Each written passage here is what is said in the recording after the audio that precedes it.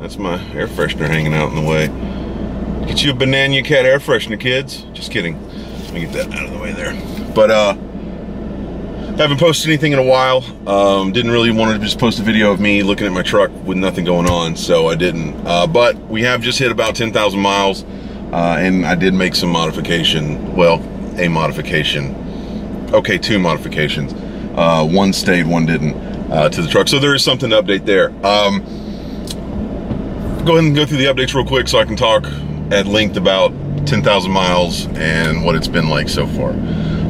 First modification was a 2.5-inch lift kit on the front end to even it with the rear end. If you have one of these trucks, if you have a truck in general, I would advise going ahead and doing that if your car has, if it has any, you know, lowered pitch at all, because the Raptor definitely has a slightly lowered front end. I've noticed it's a very, very minor change, but I've noticed a slight difference in ride position and a slight difference in the ride itself, and I don't hate it. I feel like I'm a little bit straighter up and down with the road. It's really nice. It was really, well, I say it was really easy. A friend of mine did it for me. A friend of mine's a mechanic for CarMax, and he's basically a wizard. So rather than me start taking my own front end apart and doing God knows what to it, I just went over to his house and gave him beer and money, and he took care of it all for me. He also rotated my tires, which do that if you get a chance, because these things eat the shit out of some tires. But 2.5-inch lift kit. It involves taking, you know, your wheels off and you know, removing the removing your shocks and taking a whole bunch of stuff apart and putting a spacer in and putting it all back together. I'll see if I can't find some videos for that. I was going to do a video of it at his house while he was doing it, but it was 250,000 degrees outside, and ain't nobody got time to stand there with a camera in the sun. I was trying to hide from it. But 2.5-inch lift. Get one if you haven't, or 1-inch, whatever it takes to get you even. Do it. It's really nice. Even if you don't put bigger wheels, because a lot of times people will put 30, I think they put 37s on these with a lift kit once they even the front end out. I think 37s actually might be a little bit close, or it would actually, or maybe it's a little bit, if you go higher than the leveling kit and put 37s, you start running into ride issues. But you don't have to do anything else to it. It still looks good with the stock wheels. So that went on. That was great. Same day, he also installed, and I know I mentioned this before, he installed a Borla ATAK X-pipe all the way back to the original factory tips exhaust system. Because I saw video, I had a Borla ATAK on my Grand Cherokee SRT, and it sounded amazing. It sounded good at idle, it sounded good at casual driving, and it sounded good when you floored it. So I watched some videos on the Borla ATAK. I love Borla. I'm a total fanboy. And I watched some videos on it, and I was like, you know what? It's loud. It's a little throaty. I think I'll go with that with this truck again. I knew I couldn't get a V6 to sound like a V8, because, you know, you can't turn a hoe into a housewife. You sure can't turn a V6 into a V8. And I got the exhaust. We get it installed. We crank it up. It's got a really good deep gurgle at idle. And when we take off, we drive around a little bit, and it's loud. And I thought I was okay with it. And I think I've got some video I'll try and splice in here for an example of what I'm complaining about. It just doesn't sound good. And here, I'll roll the window down, and we'll do it again. See if you can hear it. I'll try not to get the wind all in it.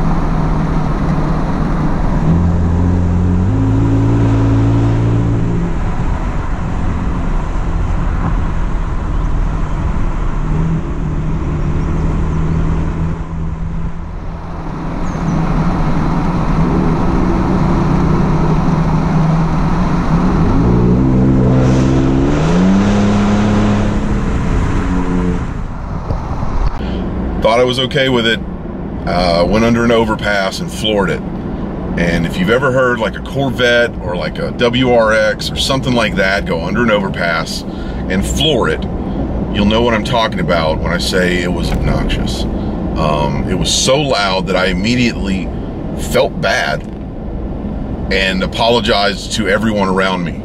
And then I became hyper aware of it. And the problem I ran into with that is once I'm hyper aware of something like that, I can't let go of it until I've either come to terms with it or resolved it. And I could not come to terms with that exhaust. It is loud, but the difference between the Jeep and this thing was the Jeep sound was pretty consistent throughout idle drive flooring. I mean, it was louder as you went out, but it was the same sound. The Borla ATAK, now I don't know if the S-Type would have been any better, but the Borla ATAK is a spectrum of noises. It ranged from a low kind of gurgle rumble at idle to kind of loud like driving to a little loud accelerating to some guy holding 2 coffee cans full of rocks and shaking them and yelling. It just wasn't a good sound. And my friend and I kind of went back and forth because we're not 100% sure, but the box arrived with one whole corner of it blown out, like it had been dropped at speed or something just banged the shit out of it. I don't know, but the box was damaged. I didn't think anything about it because there's no visible damage to the exhaust, and it's metal. Didn't think anything about it. Installed it, went on our way. But we think there's potential that maybe some of the fins or something inside the exhaust may have been jostled or damaged or something like that, and maybe it just wasn't producing the sound that it was supposed to. But in any event, rolled around with that on it for about a week, almost 2 weeks, I think, and I called my friend and said, man, I can't. And he had me come back over and he snatched it all off. We were gonna try a half and half with the X-pipe and then put the mufflers back on from the new system, or from my stock mufflers with the X-pipe that came with the Borlas, and then I would just sell the mufflers that came with the Borlas because they're polished and someone would want them. Someone's okay with that sound. I'm not saying it's like if you have it on your truck you're an idiot. It's just not my sound.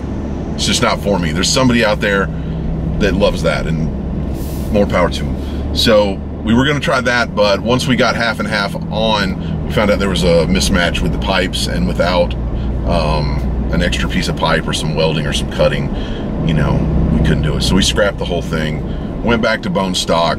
Quality of life shot through the roof. I feel so much better. And I also got in touch with realtruck.com about returning it, and I'm waiting on a response from Borla because I guess the manufacturer is going to reach out to me to return it. So that's it. The exhaust is no more. I don't think I'm going to worry about putting exhaust on this thing because there's something else in the garage that needs the money. The money is better spent. You know, $1,000 to this truck doesn't really do a whole lot. $1,000 to what's in the garage does a whole lot. So I've sort of shifted that a little bit. I am still going to do a couple of things to the truck. Probably going to pull this vinyl off. I'm not pleased with the 3M 1080. Not good. It's a crappy vinyl. It's flimsy. It's just not great. I'm going to probably go, if I do it again, I'm actually thinking about doing it myself, which will be a whole comedy of a video, I'm sure. But I may do it myself, and I'll probably do it with Avery vinyl instead of the 3M 1080. Apparently the Avery is super easy to apply, and it's really forgiving, and it's a good vinyl. So I may do that later on. I may have to wait until I have a little more space because I'm probably going to want to keep it indoors and drive the other car around while I spend, you know, a weekend or 3 months wrapping this truck. And so that's still in the pipe. Still going to do that. Ford tune, man, your guess is as good as mine at this point.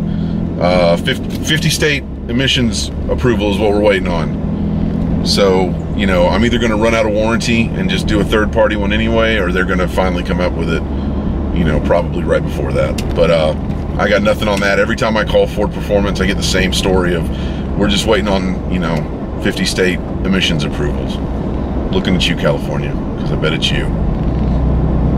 So that's about it so far with the truck. Really haven't done anything else to it hardly. 10,000 mile review on it though. Love it. I still have no complaints about it. It drives great. It gets amazing gas mileage for what it is. It's good. It's a good truck. Again, I think any of them, if I would have got a platinum or a limited or whatever, I think it still would have been probably just as pleased with it. It's just a really good all-around truck. Haven't had any issues with it in 10,000 miles. There was a mention before in a couple of videos, I said something about a noise when I would take off or brake.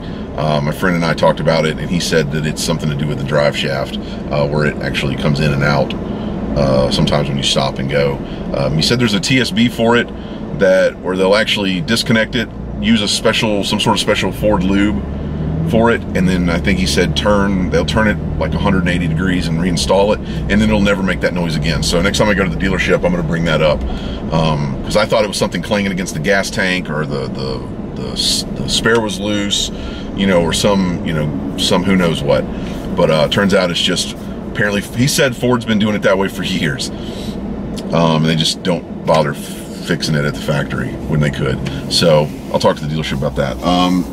Other than that, reviews on the truck, I got nothing. It's 100% solid. Everything's solid about it. I love it. If you have one, you probably are saying, yep, that's pretty much how I feel about it. If you don't have one, you're probably saying, yep, that's what I wanted to hear. It's a good truck. So also, next week is the Raptor Assault. On the 19th, I go and do the dinner and all of that. And the drive school's the next day. You know, do some hills and some mountains and some balling out in the dirt and stuff like that. Got a couple surprises for that. That'll be fun. Meeting up with Will Motivation and Matt from Obsessed Garage. So that'll be cool to meet those guys as well. And you know, gonna get there, do the dinner. Next day's the school. Leave the school, go to the airport, and go home. Just gonna, you know, knock it all out in one day. And then try and get as much video out of it as I can while I'm there. I got a GoPro that I'm gonna, hopefully they don't have any issues with people sticking GoPros on their trucks. I kind of feel like they probably don't, because I feel like that's everything. Every day somebody does that. But we'll do that. We'll get a video of the Raptor Assault going, and I'll show y'all what's going on in the garage. I'm really excited about it. I've been really wanting a project car to play with, and I finally got that sorted out, and I'm really pleased with what I found, and hopefully you guys will be too. And if you're not, I don't really care, because it's my car and it's not yours, and at the end of the day, it's not that big of a deal. But hopefully you like it. I think a lot of you will. Some of you will be like, whatever. Some of you are going to think it's pretty cool, you know, and then some of you are going to think it's hot trash, and that's okay. So, and you know, if you go to Petco or PetSmart or anywhere that offers it, and they ask if you want to donate some money to some animals, probably a good idea. Just go ahead and do that. You know, you're out there buying Rick and Morty flip-flops and, you know, Marlboro Reds in a hard pack. You can afford to give a cat and a dog, you know, a couple dollars, I think. Don't take care. Be good. Don't be a jerk. Okay, bye.